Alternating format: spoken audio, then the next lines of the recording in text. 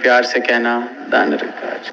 साध संगत जी, कहना बहुत आसान है, इसलिए बार बार ये संतों के संग की इतनी महत्वता की जाती है। सदगुरु खुद कहते हैं सत्संग में जाओ, क्योंकि जब ये अवस्था बनती है, जब ये समर्पण करना मुश्किल हो जाता है, तो इनके संतों का जिक्र बार बार हम भक्ति पर फयाज इसलिए ही करते हैं कि वाकई ऐसे जीवन जिए जा सकते हैं, ऐसे जीवन जी के दिखाए गए हैं, ऐसे जीवन आज भी जिए जा रहे हैं। तो फिर इनके संतों का ये परोपकार होता है कि ऐसे जीवनों की तरफ हमारा ध्यान कर देते हैं, तो हमारा समर्पण करना भी आसान हो जाता है। और साथ संगत, सब कहते हैं कि गुरु के बिना भक्ति, गुरु की क्या जरूरत, गुरु का क्या महत्व। भक्ति तो हो ही गुरु की शक्ति है। निरंकार की भक्ति कोई कैसे करेगा सदगुरु के बिना। निरंकार ने तो नहीं बताना कि मैं रीझा हुआ हूँ, निरंकार ने तो नहीं बताना कि मैं रीझूंगा कैसे। निरंकार का तो मुझे कुछ अता पता ही नहीं था। इनसे इशारा अगर पा के मैं ये कह दूं कि अब ये निरंकार से मेरा अपने आप ही नाता हो गया। वो ये करते हैं, ये जरूर है, लेकिन इनके बिना वो हो ही नहीं सकता। एक कहानी भी दास को याद आ रही है। किसी प्रकार एक इंसान एक गुरु के पास गया। वो कहता है कि मैंने सुना है कि आप सत्य का बोध कराते हैं, आप ये आत्मज्ञान देते हैं, ये ब्रह्म ज्ञान देते हैं, पर वो सब ठीक है, पर ये देख के आप करते क्या हैं।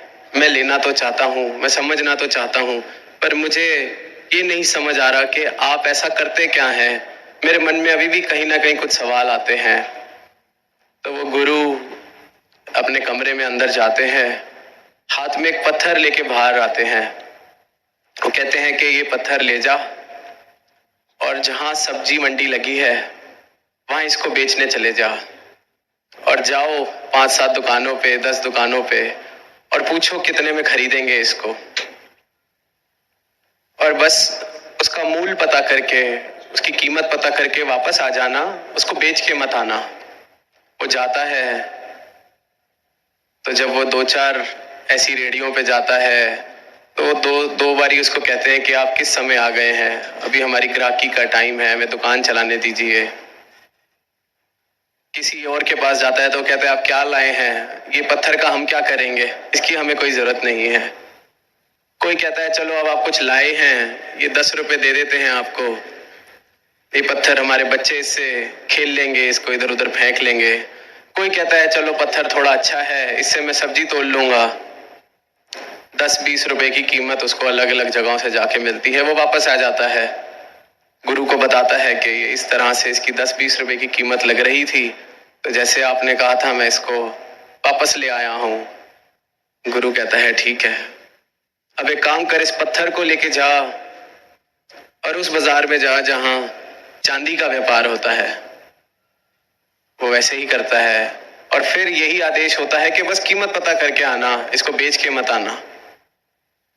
वो जाता है, तो उसी पत्थर के मूल अब लोग कहते हैं अरे वाह, इसके हम आपको 1000, 2000, 5000 देंगे, ये पत्थर हमें दे जाओ। वो बड़ा हैरान कि 10-20 रुपए से सीधा 4-5 हजार, 10,000, कमाल हो गया। थोड़ा सा लालच आता है उसके मन में कि इसको बेच ही आते हैं, कहाँ 10 रुपए मिल रहे थे, अब 10,000 मिल रहे हैं। पर जैसे आदेश होता है वो वापस आता है।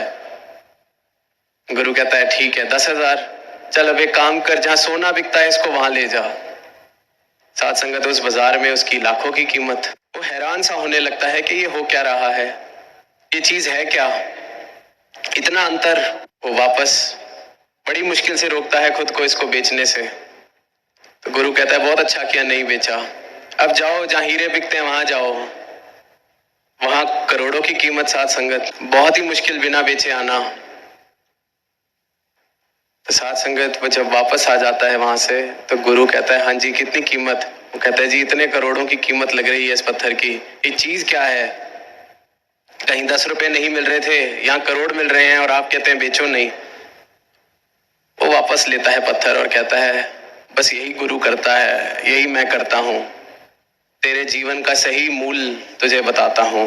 तू अपने आप को कहीं 10 रुपए में बेच रहा है, कहीं कहीं यहाँ तेरा मूल लगता है, तू वहां आतुर हो जाता है अपने आप को बेचने के लिए। कहीं तुझे थोड़ी सी शानो शौहरत मिलती है, तू वहां अपने आप को गंवाने के लिए तैयार हो जाता है। इस पत्थर को जैसे तेरे मन में बार बार आ रहा था मैं यहाँ बेचा हूं। जो गुरु ज्ञान देता है उससे तुझे बताता है कि तू अंश किसका है, तू है क्या। इसलिए गुरु की इतनी महत्वता। इन्होंने भी यही किया साथ संगत। हम भी अपना मूल अपने सगों के बीच में, अपने मित्रों के बीच में शायद कुछ बन के, शायद कुछ धन इकट्ठा करके अपने जीवन का मूल डाल रहे हैं कि मैं कितना वैल्यूएबल हूं। और वो बहुत अच्छी बात है, हम डाल रहे हैं। अलग अलग जगह कीमत भी डलती है, लोग भी हमारा मूल डालते हैं। किसी के लिए हम उसके बड़े अच्छे मित्र हैं क्योंकि उसकी जरूरत में काम आते हैं। किसी के लिए हम किसी के हंसने का कारण बनते हैं। किसी को लगता है कि ये मेरे जीवन में है तो उससे मेरे जीवन में खुशी है। जिसके हम काम काज करते हैं वो शायद हमें इस रूप से देखता है कि चलो ये आता है तो मेरी कंपनी का धन बढ़ रहा है। हम अपने बच्चों को शायद इस तरीके से देखते हैं कि आगे जाके हमारे बुजुर्गी का सहारा है। बच्चे शायद माँ बाप को इस तरीके से देखते हैं कि ये हमारी सुरक्षा है, इनसे हमें प्यार मिलता है। तो सबने किसी ना किसी ने एक दूसरे का मूल डाला हुआ है। पर सच्चा मूल इंसान का, इस जीवन का, मेरा किसने डाला? सदगुरु ने। शहंशाह जी ने फरमाया कि कौड़ा विच रुलिया फिरना है, ऊंचते सुच्चा मोती है। तो मैं यही अपनी मूल, अपनी कीमत कौड़ी के भाव लगा रहा हूं। चाहे लाखों करोड़ भी मिल जाएं, जो मूल इन्होंने लगाया है उसके आगे वो भाव कौड़ी के ही हैं। तो ये इसलिए बताते हैं, इसलिए गुरु का महत्व कि तू आप ये परमात्मा है, इतना बहुमूल्य है। और दुनिया परमात्मा खोजने का रास्ता बता रही है, इधर उधर जाने का रास्ता बता रही है, काम करने के, कर्म कांड करने के रास्ते बता रही है। कोई ये नहीं कह रहा कि तू आप परमात्मा है। कोई इस परमात्मा से मिला के मुझे एकमिक नहीं कर रहा, सिर्फ और सिर्फ सदगुरु कर रहे हैं। तो मेरे जीवन का असली मूल जिसने बता दिया, जिसने मुझे ये बता दिया कि मैं हूं क्या।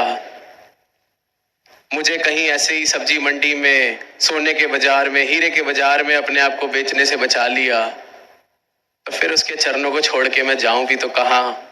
ये भक्त की अवस्था साथ संगत, ये भक्त का भाव।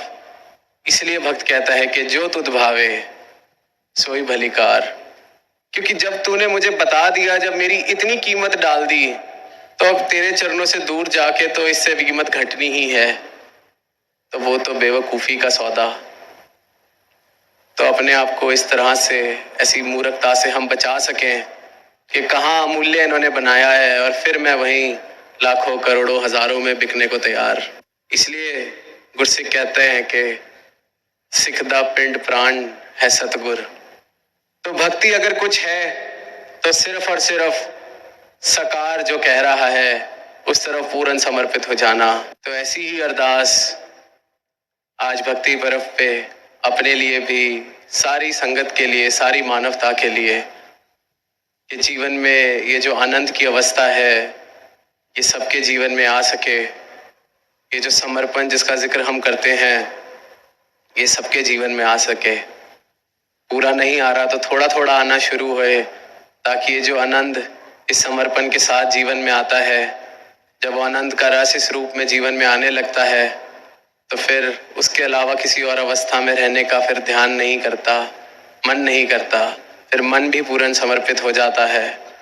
तो सदगुरु के चरणों में यही अरदास कि जो भक्ति जिसका जिक्र कर रहे हैं, ये जो जीवन जिसका हम जिक्र कर रहे हैं, अक्सर सदगुरु माता जी कहते हैं कि प्रभाव भी ऐसे ही जीवन छोड़ते हैं जिनमें वो भाव हैं, जिनमें वाकई वो जीवन जिया गया है।